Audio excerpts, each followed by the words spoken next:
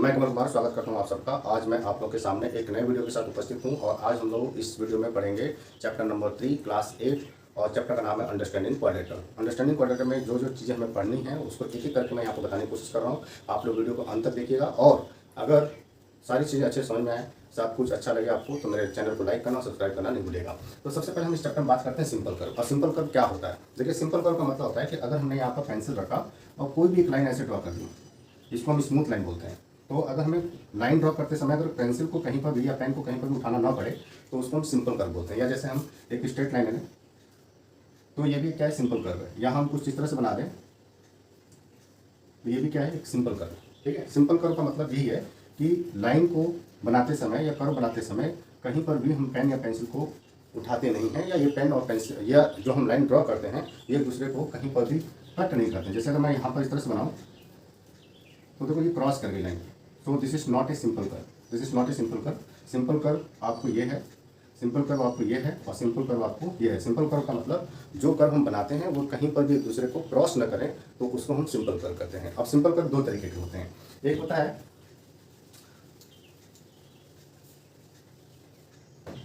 Simple curve दो तरीके के होंगे।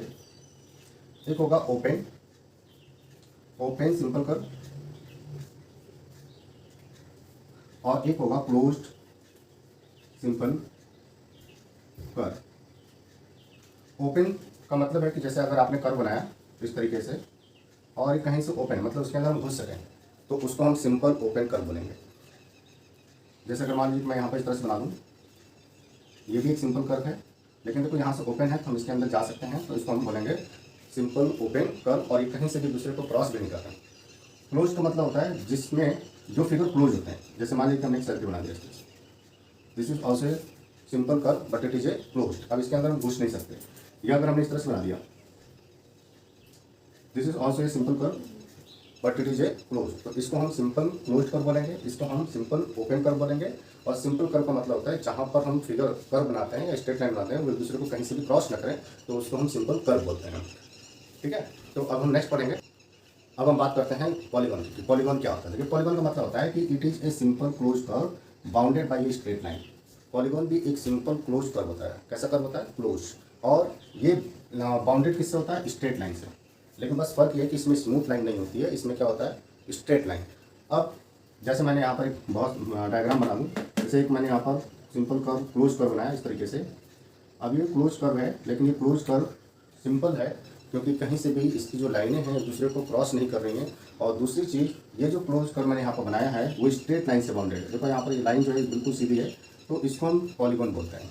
अब साइड के बेसिस पर पॉलीगॉन कई तरीके के होते हैं। पहला पॉलीगॉन जैसा है ट्राइंगल। ट्राइंगल हम उस पॉलीगॉन को बोलते हैं जिसमें 3 साइड होती हैं, यानी 3 स्ट्रेट लाइन से बाउंडेड फिगर को हम लोग ट्राइंगल बोलेंगे। दूसरा है क्वाड्रिलेटरल। क्वाड्रिलेटरल का मतलब होता है कि एक ऐसा पॉलीगॉन जिसमें 4 साइड होती हैं। तो जैसे यहाँ पर देखो मैंने यहाँ पर डायग्राम बनाया है, यहाँ पर 4 साइड हैं। जो 4 साइड से बाउंडेड पॉलीगॉन होता है उसको हम क्वाड्रिलेटरल बोलते हैं। इसके बाद होता है पेंटागन। पेंटागन का मतलब होता है जिसमें 5 साइड होती हैं, उसको हम बोलते हैं कि वो पेंटागन है। मीन्स 5 साइड से बाउंडेड पॉलीगॉन को हम लोग पेंटागन बोलते हैं। जैसे यहाँ पर मैंने एक फिगर बनाया है, इसमें 5 साइड है, जैसे first side, second side, third side, fourth side and fifth side. तो 5 साइड से बाउंडेड फिगर को हम लोग पेंटागन बोलेंगे। इसका मतलब है कि पॉलीगॉन कई तरीके के होते हैं। उसमें मैंने आपको बताया कि ट्रायंगल। ट्रायंगल का मतलब होता है कि ऐसा पॉलीगॉन जिसमें सिर्फ 3 साइड होती हैं।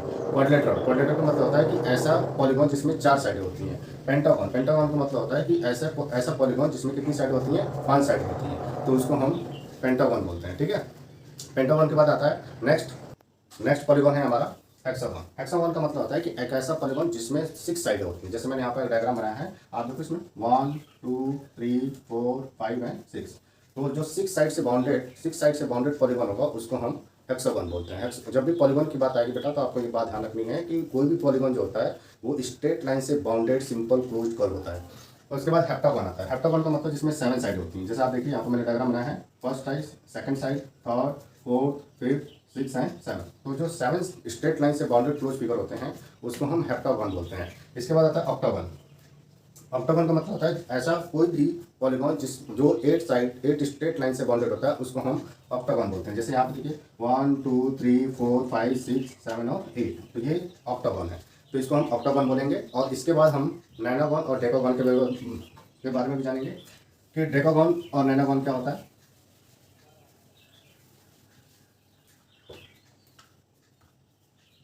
तो हमारा ये 7 नंबर का नैनोगॉन। नैनोगॉन का मतलब होता है जिसमें 9 साइड होती हैं। जैसे अगर मैंने यहाँ पर बनाया 1 2 3 4 5 6 7 और फिर यहाँ पर बना दें 8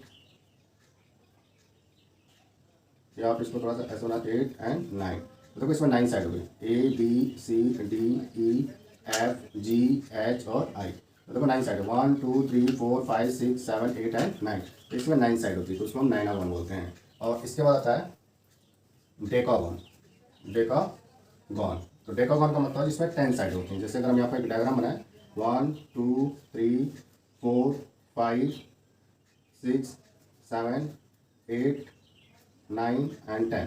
तो यहाँ पर जो डायग्राम बनाया है इसमें 10 साइडें हैं तो इसको हम 10 साइडों के बेस पे इसको हम डेकागॉन बोलेंगे। इसी प्रकार से आगे जितनी साइडें होंगी उतनी साइडों के नाम पर हम इसको नाम देते हैं। जैसे अगर 11 साइड है तो उसको 11th गॉन, 12 साइड है तो उसको 12th गॉन, 13 साइड है तो उसको 13th गॉन। अब हम नेक्स्ट पॉलीगॉन की बात करते हैं। तो पॉलीगॉन रेगुलर पॉलीगॉन क्या होता है? तो जैसे मैंने यहाँ पे डिफिनेशन लिखी है कि any polygon in which all sides and all angles are equal is known as regular polygon.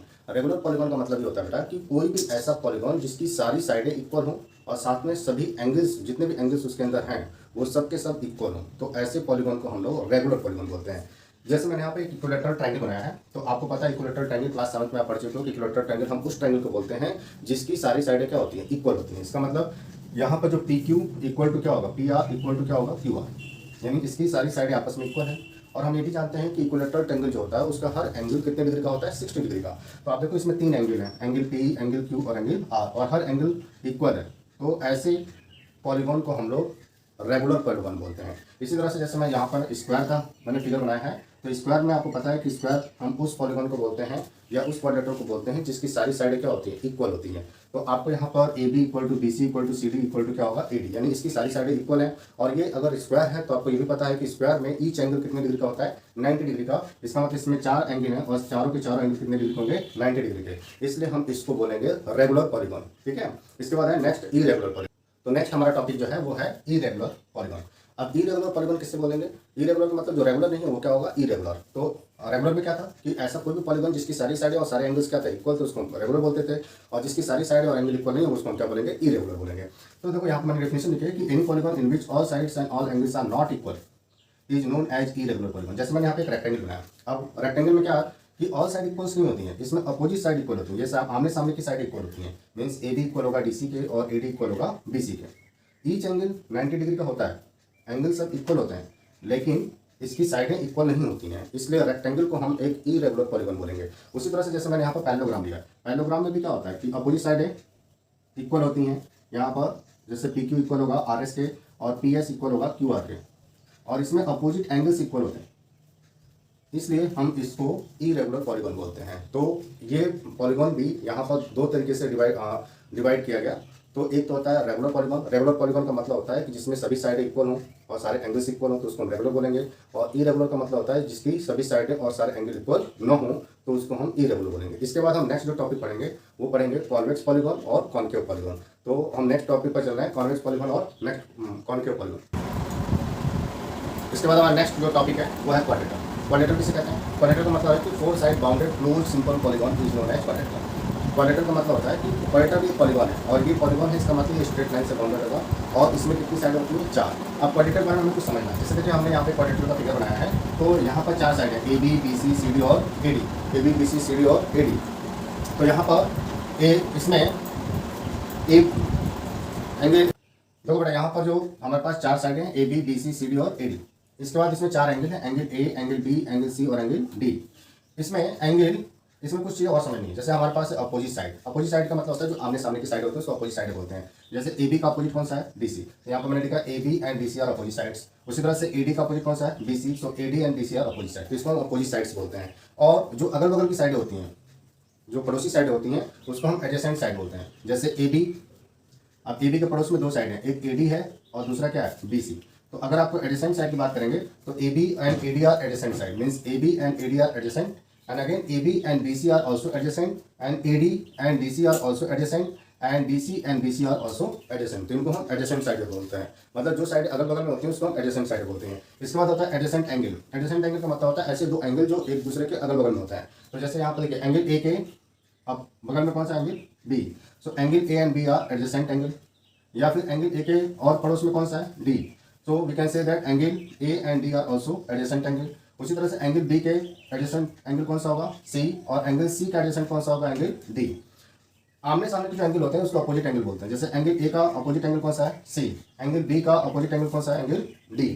अब इसमें जहां पर दो साइडें एक दूसरे को मीट करती हैं, जहां पर दोनों साइडें एक दूसरे को ज्वाइन करती हैं, उस पॉइंट को हम लोग वर्टेक्स बोलते हैं। तो इस पॉइंट को हम वर्टेक्स बोलते हैं क्योंकि यहाँ पर AB और AD लाइन आकर मिलती है। उसी तरह से जो पॉइंट B है वो भी वर्टेक्स है क्योंकि यहाँ पर AB और BC लाइन आकर मिलती है। उसी तरह से पॉइंट C जो है वो भी वर्टेक्स है क्योंकि यहाँ पर BC और CD लाइन आकर मिलती है। उसी तरह से पॉइंट D जो है ये भी एक वर्टेक्स है क्योंकि यहाँ पर DC और AD लाइनें आकर क्या करती हैं, मीट करती हैं। तो जहां पर दो लाइनें दूसरे को मीट करती हैं उस पॉइंट को हम लोग वर्टेक्स बोलते हैं। अब इसमें जो वर्टेक्स एक दूसरे के सामने होते हैं उसको अपोजिट वर्टेक्स बोलते हैं। जैसे वर्टेक्स ए का अपोजिट कौन सा है C, वर्टेक्स B का अपोजिट वर्टेक्स कौन सा है D, और जो अगल बगल होते हैं उसको हम एडिसेंट वर्टेक्स बोलते हैं। जैसे A का एडिसेंट वर्टेक्स कौन सा है B, A का एडिसेंट वर्टेक्स कौन सा है D, उसी तरह से B का एडिसेंट वर्टेक्स कौन सा है C का एडिसेंट वर्टेक्स कौन सा है D, और A का एडिसेंट कौन सा है D।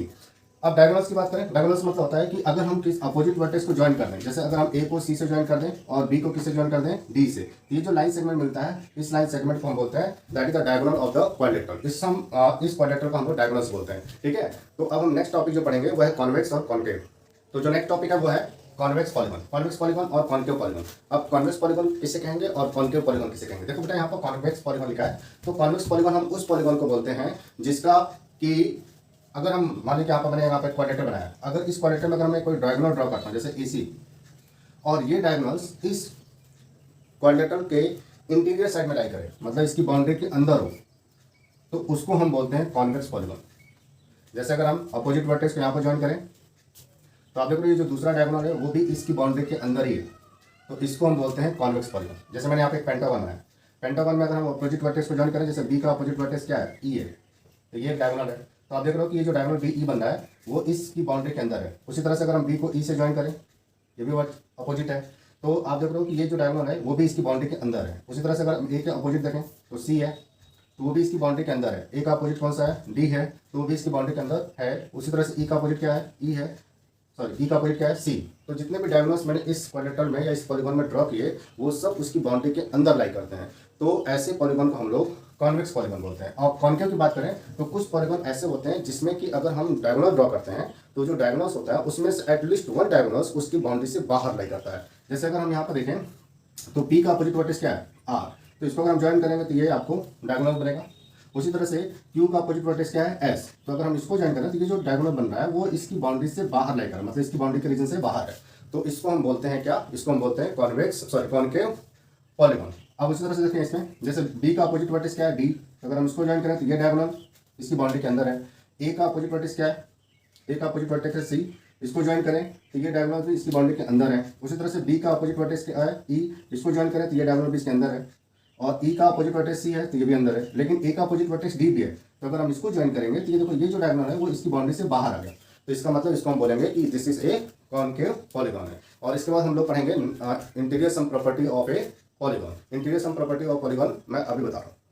अब हम बात करते हैं interior sum property of a polygon. Interior sum property of a polygon का मतलब हो गया कि कोई भी जो पॉलीगन हम बनाते हैं, जैसे आप ट्रायंगल बनाते हैं, क्वाड्रेटर बनाते हैं, या पेंटागन बनाते हैं, या हेक्सागन बनाते हैं, तो उसमें जो इंटीरियर एंगल्स बनते हैं, जैसे ट्रायंगल में आपको पता है कि 3 इंटीरियर एंगल होते हैं, क्वाड्रेटर में आपको पता है कि 4 इंटीरियर एंगल होते हैं, पेंटागन में आपको पता है कि 5 इंटीरियर एंगल होते हैं। तो इंटीरियर एंगल का सम अगर हम करें, जितने भी एंगल्स उसके अंदर होते हैं, अगर उन सबका हम सम फाइंड करें तो क्या आएगा।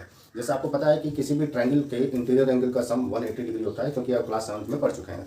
तो उसको निकालने के लिए हमारे पास फॉर्मूला होता है, यहाँ पर मैंने लिखा है sum of interior angle. Interior angle की मैं बात कर रहा हूँ, एक्सटीरियर एंगल की बात नहीं कर रहा हूँ, इंटीरियर एंगल की बात कर रहा है। Sum of interior angle of a polygon that is in bracket number of side -2 into 180 degree. Number of side means उस पॉलीगन में जितनी साइडें होती हैं उसको हम यहाँ पर लिखेंगे और उसमें से -2 करेंगे और उसके बाद उसको 180 से मल्टीप्लाई करेंगे, then we will get the sum of interior angle of a triangle. जैसे आपको पता है कि एक ट्रायंगल है जैसे ABC, अब आपको पता है कि इस ट्रायंगल में 3 एंगल होते हैं, एंगल A, B और C।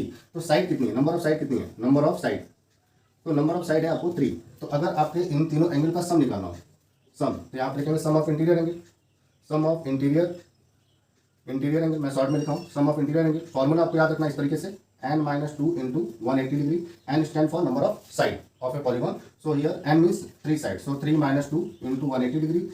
So 3 minus 2 means 1 into 180 degree, and that will come 180 degree. So we know that the sum of interior angle of a triangle is 180 degree. इसी तरह से अगर आप एक क्वाड्रेटर लेते हैं, अगर हम क्वाड्रेटर की बात करें तो क्वाड्रेटर में आपको पता है कि 4 साइड होती हैं. अगर हम उसके इंटीरियर एंगल का सम निकालें तो ये हो जाएगा n minus two, n means हो जाएगा 4 माइनस 2 इंटू 180 डिग्री. तो यहाँ पर मिल जाएगा 4 माइनस 2 मीन्स 2 इंटू 180 डिग्री, तो आपको मिल जाएगा 360 डिग्री. मीन्स किसी भी क्वाड्रेटर के इंटीरियर एंगल का सम कितना होता है, तो 360 डिग्री. अगर हम पेंटागन की बात करें तो पेंटागन में आपको पता है कि पेंटागन में कितनी साइड होती हैं, 5. तो अगर हम सम ऑफ इंटीरियर एंगल निकालें तो ये होगा 5 माइनस 2 इंटू 180 डिग्री. सो 5 माइनस 2 मीन्स होता है 3 इंटू 180 डिग्री, तो आपको मिल जाएगा 540 डिग्री. इसी तरह से आप किसी भी पॉलीगॉन के इंटीरियर एंगल का सम आप इस फॉर्मूले को यूज करके निकाल सकते हैं. ये फॉर्मूला बहुत इंपॉर्टेंट है और इससे रिलेटेड बहुत सारे क्वेश्चन आपके एनसीईआरटी बुक्स में पड़े हुए हैं. ठीक है, तो आप उसको सॉल्व करेंगे. अब हम बात करते हैं some of exterior angle of a polygon. मतलब पहले तो मैंने आपको बताया कि इंटीरियर एंगल क्या होता है. अब हम बात करेंगे एक्सटीरियर एंगल. तो बेटा किसी भी पॉलीगॉन चाहे कैसा भी हो, चाहे वो 3 साइड बाउंडेड हो, 4 साइड बाउंडेड हो, 5 साइड बाउंडेड हो, 6 साइड बाउंडेड हो, या किसी भी साइड का बाउंडेड हो, अगर हम उसके एक्सटीरियर एंगल का सम निकालेंगे वी ऑलवेज गेट 360 डिग्री. किसी भी पॉलीगॉन के एक्सटीरियर एंगल का सम हमेशा 360 डिग्री होता है. ये बात आपको अच्छे से याद रखनी है क्योंकि इससे रिलेटेड बहुत सारे क्वेश्चंस आपके एनसीईआरटी की बुक्स में हैं और वहाँ पर हम इस चीज़ को यूज़ करके आसानी से सॉल्व कर सकते हैं. जैसे मैंने यहाँ पे ट्रायंगल बनाया, तो इस ट्रायंगल के बाउंड्री के अंदर जितने भी एंगल होंगे उसको हम इंटीरियर बोलते हैं. लेकिन सपोज मैंने इस ट्रायंगल की एक साइड को एक्सटेंड कर दिया, यहाँ तक एक्सटेंड कर दिया. एक्सटेंड जब करेंगे तो ये जो एक्सटेंडेड पार्ट है वो उस ट्रायंगल की एक साइड से एक एंगल बनाएगा जिसको हम एंगल 1 मान लेते हैं. उसी तरह से जब हम इसको एक्सटेंड करेंगे तो यहाँ पर एंगल 2 बनेगा. जब हम इसको एक्सटेंड करेंगे तो यहाँ पर एंगल क्या बनेगा, 3. मैंने कैसे एक्सटेंड किया, यहाँ पर मैंने क्लॉकवाइज एक्सटेंड किया. तो यहाँ पर जो एक्सटीरियर एंगल बनना है means angle 1 plus angle 2 plus angle 3, इसका सम हमेशा निकालेंगे तो कितना आएगा, 360 डिग्री. ये ट्रायंगल था. अगर हमारे पास क्वाड्रेटर है, क्वाड्रेटर में सपोज मैंने इस साइड को यहाँ तक एक्सटेंड कर दिया तो ये एंगल 1 बनेगा एक्सटीरियर. फिर हम क्लॉकवाइज एक्सटेंड करेंगे इसको तो यहाँ पर एंगल 2 बनेगा एक्सटीरियर. इसको एक्सटेंड करेंगे तो यहाँ पर एंगल 3 बनेगा और इसको एक्सटेंड करेंगे तो यहाँ पर एंगल 4 बनेगा. बहुत सारे बच्चे इस पर कंफ्यूज होते हैं कि सर ये भी एक्सटीरियर है, ये बेटा एक्सटीरियर नहीं है. जो एक्सटेंडेड पार्ट होगा और उस साइड के साथ मीन्स उस पॉलीगॉन के साथ एक साइड के साथ जो एंगल बनाएगा उसको हम एक्सटीरियर एंगल बोलते हैं. तो यहाँ पर देखो एक्सटेंडेड पार्ट हमने इस साइड को एक्सटेंड किया था, तो ये जो एक्सटेंडेड पार्ट है वो इस क्वाड्रेटर की किसी एक साइड के साथ जो एंगल बनाएगा, तो देखो ये साइड है, तो इसके साथ जो एंगल बनाएगा उसको हम लोग बोलेंगे एक्सटीरियर. इसी साइड को हम एक्सटेंड कर रहे हैं तो हम इसको एक्सटीरियर नहीं बोलेंगे. ठीक है, तो अब यहाँ पर 4 एक्सटीरियर एंगल है, angle 1 plus angle 2 plus angle 3 plus angle 4. अगर हम इसका सम निकालें means angle 1 plus angle 2 plus angle 3 and plus angle 4 निकालें तो हमें जो मिलेगा वो कितना मिलेगा, 360 degree. So the sum of exterior angle of any polygon is always 360 degree. अब क्या होगा कि अगर ये पॉलीगॉन जो मैं यहाँ पर बना रहा हूँ वो रेगुलर पॉलीगॉन हो, तो अगर वो रेगुलर पॉलीगॉन हो और आपसे पूछ लिया जाएगा कि कोई रेगुलर पॉलीगॉन हो तो उसका एक्सटीरियर एंगल कितना होगा, एक एक्सटीरियर एंगल कितना होगा. तो जो रेगुलर पॉलीगॉन होते हैं उसमें एक्सटीरियर एंगल भी क्या होता है, इक्वल होते हैं.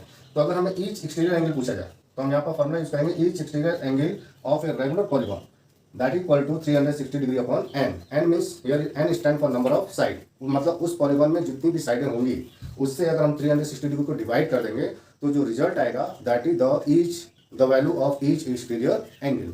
होप कि जितनी भी सारी चीज़ें मैंने यहाँ पर बताई हैं, वो सब आपको अच्छे से समझ में आ गई होंगी. उम्मीद है कि जितनी भी सारी चीज़ें मैंने आपको यहाँ पर बताई हैं आपको बहुत अच्छे समझ में आ गई होंगी. अगर आपको अच्छे समझ में आती हैं तो आप इस वीडियो को ज़्यादा से ज़्यादा लोगों को शेयर करिए, उन बच्चों तक पहुँचाइए जिनको इसकी ज़रूरत है. और प्लीज़ मेरे चैनल को लाइक करना, सब्सक्राइब करना ना भूलें. मैंने एक और चैनल बनाया है ओरिगामी वर्ल्ड करके, जिसका लिंक मैंने अपने डिस्क्रिप्शन बॉक्स में दिया हुआ है. आप वहाँ से उस चैनल को भी देख सकते हैं और उस चैनल को लाइक और सब्सक्राइब कर सकते हैं. प्लीज़ बेटा आप लोग मेरे चैनल को ज़्यादा से ज़्यादा लाइक और सब्सक्राइब करिए क्योंकि आने वाले कुछ दिनों में मेरा टारगेट है 300 सब्सक्रिप्शन का. तो प्लीज़ आप उसको पूरा करने में मेरी हेल्प करिए. Thank you and have a nice day.